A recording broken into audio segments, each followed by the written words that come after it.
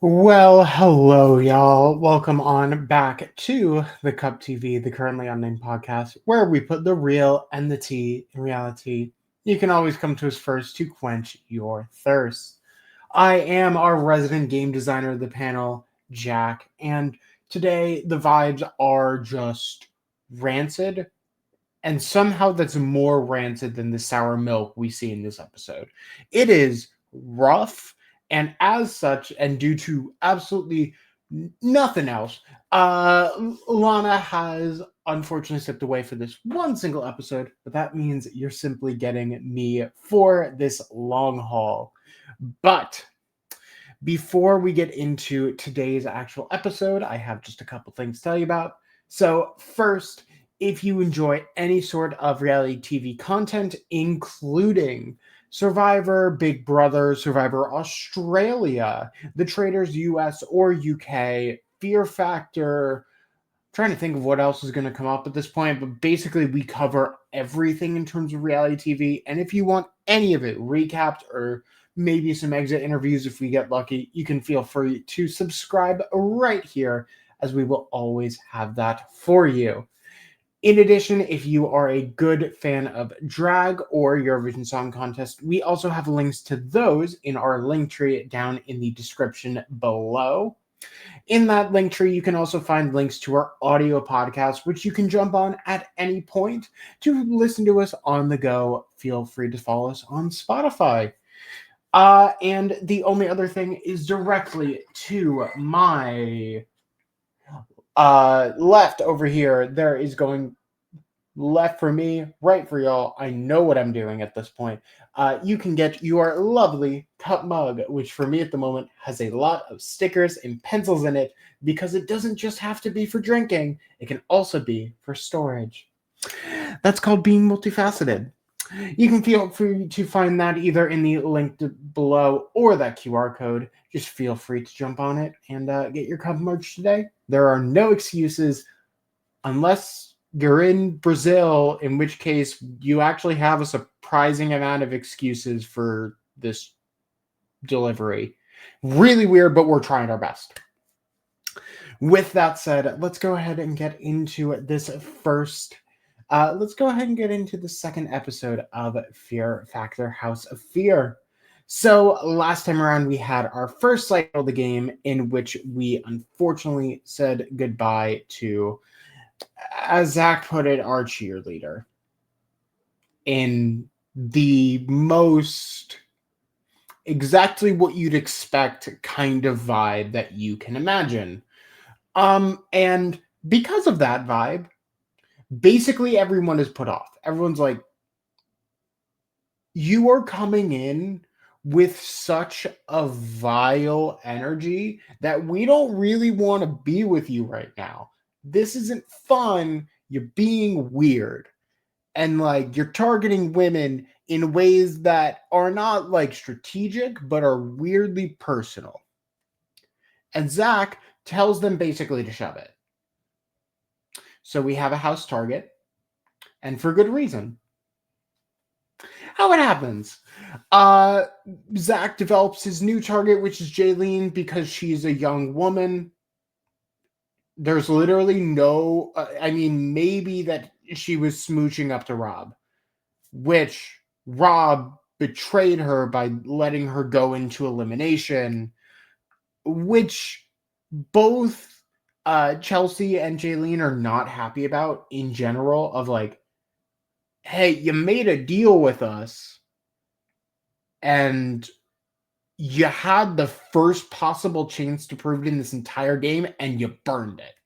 So basically, everyone is not, those two are not happy with Rob. Everyone isn't happy at Zach. We find out a little bit more about Danielle, which means that she is somehow relevant to this episode. And she is an aerospace engineer and wants no one to know about it because of how Zach treats women in this house. Yeah, I really cannot blame her in terms of that vibe of saying, hey, I'm a smart woman. Zach, I think, will literally jump over a couch to tackle her on the spot. And we get a couple more just like sidebar conversations Ethan manages to overhear a good amount of conversation between Jenny and some of the other women in the house, saying that she thinks she'll be fine with eating. All of them are kind of sharing their fears. Jaylene has a bit of a fear of heights. And we also find out Damien's fear with fire, and specifically why it's so impactful to her. During Christmas one year, her house caught on fire. It was a massive firestorm. All of their belongings and Christmas gifts went up in flames, and she just hasn't ever really recovered from that. And to be honest with you, I don't blame her in the slightest. That is, I think, one of the actively worst things that could happen, especially around just like taking a time of loving and care and twisting it into like a really, really hard fight for survival. So this unfortunately immediately gets tested. Our first challenge of the day, the main challenge for the round, is called Wrecking Ball. And this is a challenge I think I would actually love to do. I have a mild fear of heights, but it's the fear of heights that is reasonable for a human to have because, you know, high buildings don't want to fall off. I think that's a pretty natural fear for everyone. It isn't crippling, but it's still like a, hey, could we not throw me off a 300-foot building today? That'd be great. But in this case, we're throwing them off about a 150-foot crane going through a wood pallet that has a fire effect on both sides. On the other side of that is a cargo net that pairs have to cling on to, climb up, solve a survivor-style plank ladder challenge where there's holes on one side, holes on the other. There's only one plank that can go here. Figure it out in scale, and then ring a bell to stop their challenge. If a team doesn't manage to cling onto a cargo net, they automatically fail the challenge. Fastest time to complete everything wins. Since we do have 13 players, one player will be forced to go twice. However, they can win with either pair. So it is actually a surprisingly good advantage. And honestly, I kind of prefer it to just forcing someone to sit out. So hopefully this just continues. We have our pairs kind of flood through here. We see the first two, we see Danielle and Zach actually complete the challenge, attempt to complete the challenge. But Zach the entire time is weirdly attempting to psych out Danielle of like, oh, what if the rope breaks? What if the helmets don't work? What if we die? And Danielle's like, what are you doing? This isn't working on me, and we're also teammates. Are you banking on the 1 in 13 chance you have to go again? But Danielle and Zach simply fail to grab the cargo net on the other side, so they are immediately eliminated from the challenge. Rob and Jenny get through the cargo net immediately. Both of them do incredibly well, with Rob kind of motivating Jenny on the fact that, like, hey, her kid is watching, you got this. And they end up completing the course in 2 minutes and 44 seconds. We then see kind of like a flash through of 3 teams in a row. We have Lance and Blake, who fail to grab, Rodney and Dina, who fail to grab, and Tyler and Jaylene, who do manage to make it up the net, but are 7 seconds too slow to actually completing with a time of 2:51, meaning they are also eliminated from contention. We then have our 6th team go up, Ethan and Chelsea. Chelsea is reasonably freaked out, but Ethan has already shown that he's a really good motivator in terms of just being able to get people through their fears. And we see that Ethan and Chelsea work together really well. They get up the cargo net with no problem, and they finish with 2:31, setting a new lead time, meaning that our final pair is Damien and the randomly drawn player who's already gone, Gita. Damien, I think, reasonably so given heights and fire, is not really one for this challenge. But after probably about 30 seconds, they do end up swinging through. They don't manage to climb onto the cargo net, but that really wasn't the important part for Damien. Dita has a fear of heights, but he kind of realizes, hey, my fear at this moment is like not really that important compared to Damien. I want to make sure Damien gets through this and simply gets the best shot she can. Neither of them, unfortunately, get it through, which means our winner for this challenge is Ethan and Chelsea. Ethan and Chelsea will both be able to drag two people into the end game in the typical fashion. Now, we do get a little bit of strategy talk before this first look, which honestly the most horrifying part of the show for me, because I can see an entire town's water supply getting decimated by the AI they used for the show. But we do see Ethan, Dita, Chelsea, and Danielle kind of agreeing to a final four and looking to at least protect each other and go as far as possible with each other because they all think they have a really good shot at making it further. And with that, with Ethan and Chelsea being part of that, that hopefully, sorry, not Danielle. I thought that name felt odd when I wrote it down. I'm trying to figure out who I probably wrote. But we do have the first look for this episode being some sort of eating challenge. It is simply a bunch of fruits and cockroaches and nasty stuff thrown into a blender and then probably drink it.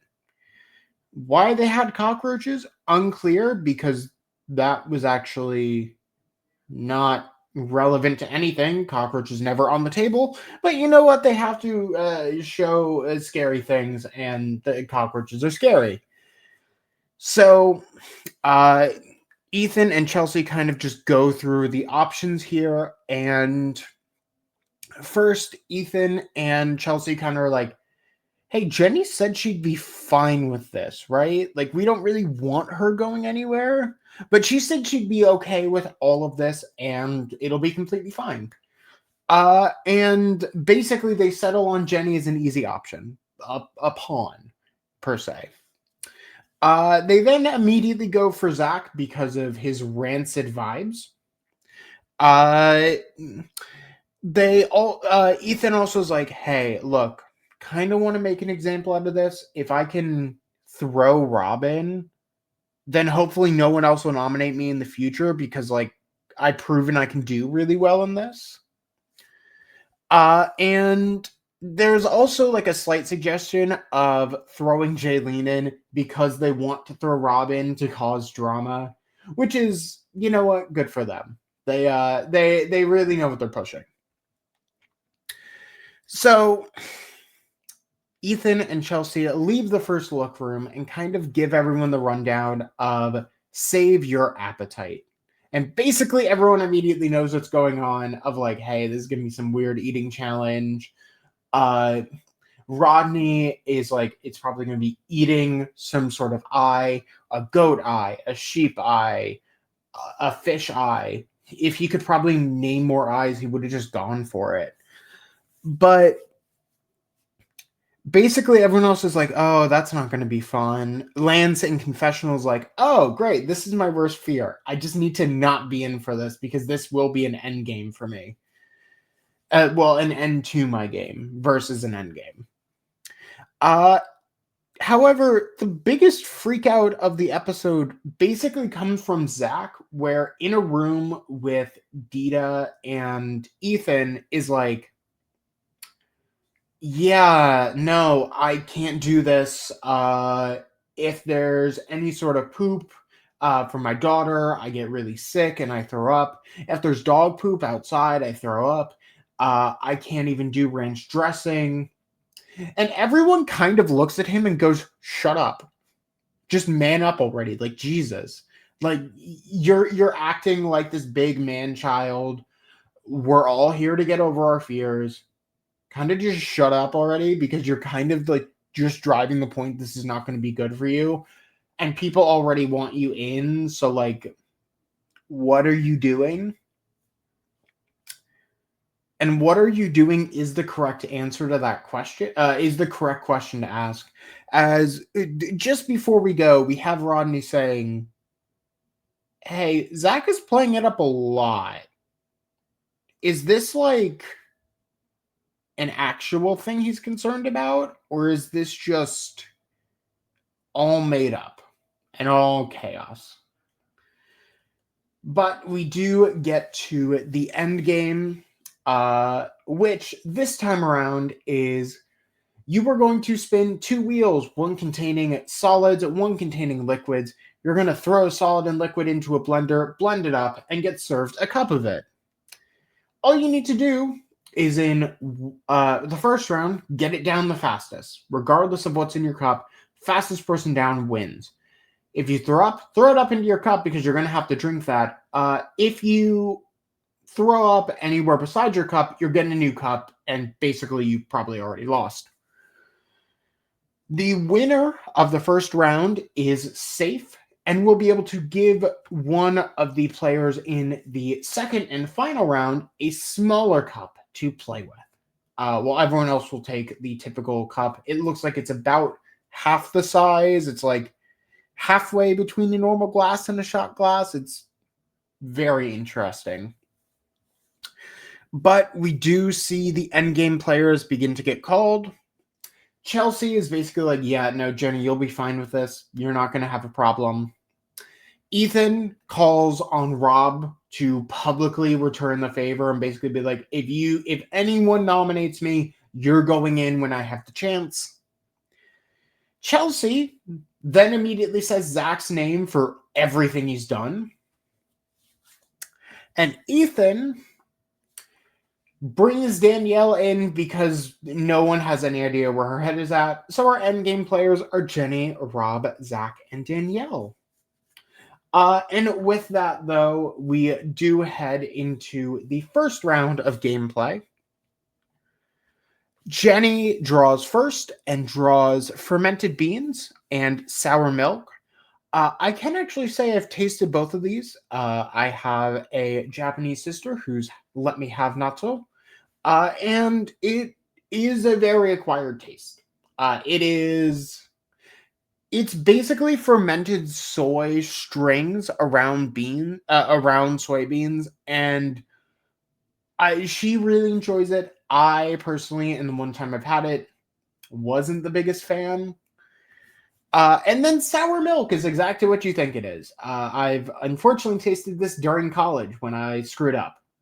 And yeah, not fun, to be honest with you. That was a bottom 5 experience for taste that I've ever had.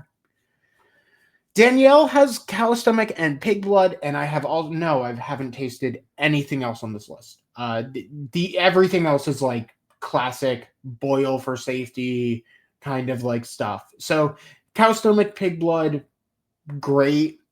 Rob gets pig ears and fermented egg juice. I did try and see if I could figure out what type of fermented egg juice this was, but yeah, I couldn't figure it out with the color. So it's something not great. It's probably also very salty. And finally, Zach has chicken gizzards and cat food gravy. As they are all getting ready to drink, Zach gets exactly 1 sip in and tries to throw up the entire time and gags. And Lance over to the side anytime he hears Zach gag, he's basically getting more and more pissed of like, can you just stop? Because I'm going to throw up and you're not helping.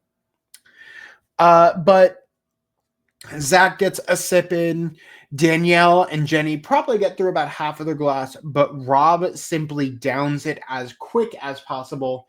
And round 1's winner and our first safe player of the evening is Rob. Rob now has the option to give a reduced glass to either Jenny, Danielle, or Zach. He's not going to tie himself to Zach. It doesn't make any sense. And Jenny was already helped out by Ethan earlier on, so it kind of just makes sense to give it to Danielle and just build a new bridge. So we head into round 2 with Danielle having about half a glass less than everyone else. Jenny gets pig heart and vomit fruit.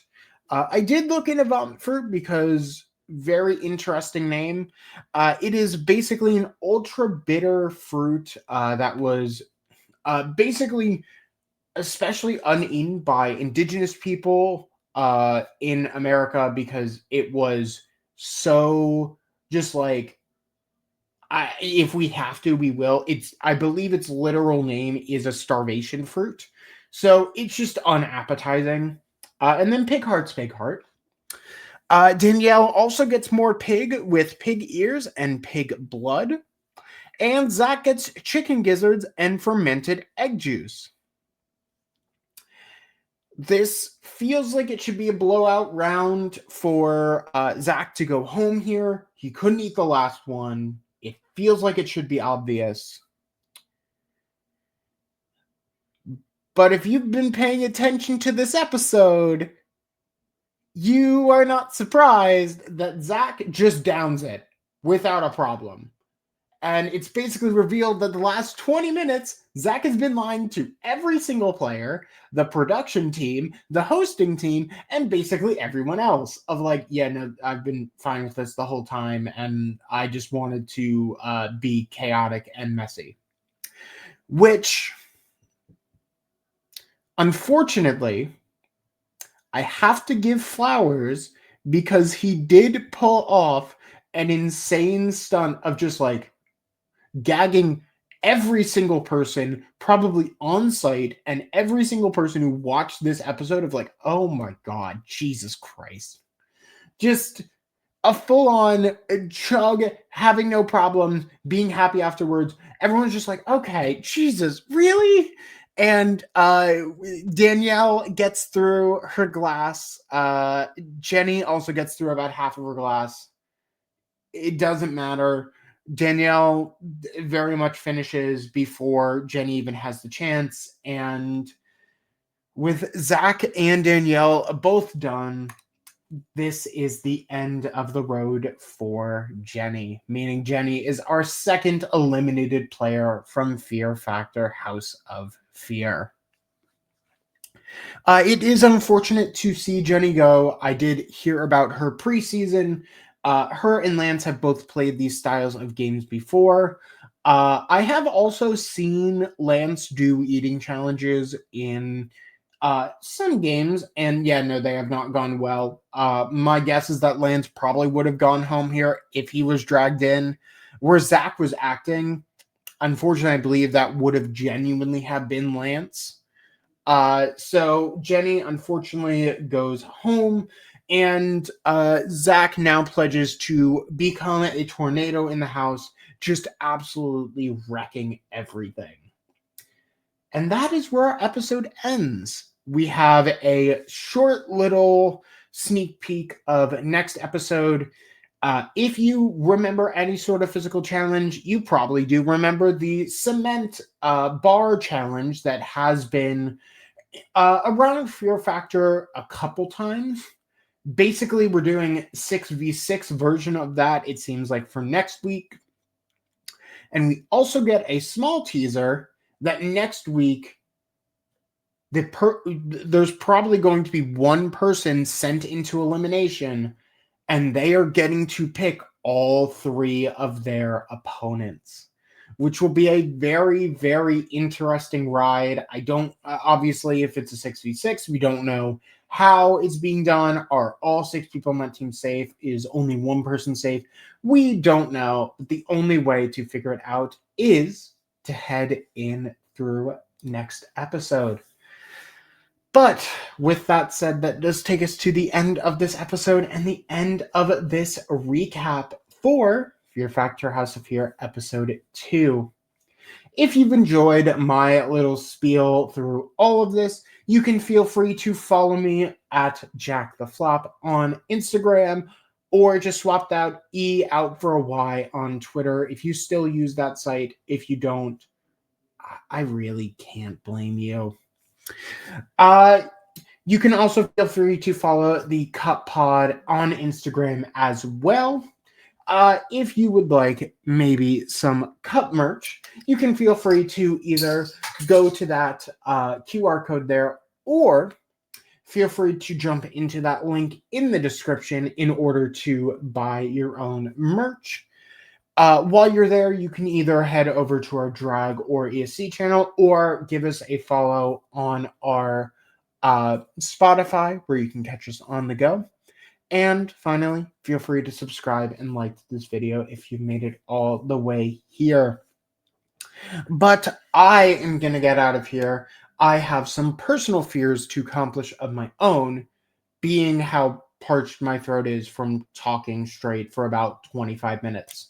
So feel free to watch our Traders coverage. Traders UK4 is currently incredible TV, and I really do recommend watching our coverage for that. But until next time, thank you for watching, and cheers!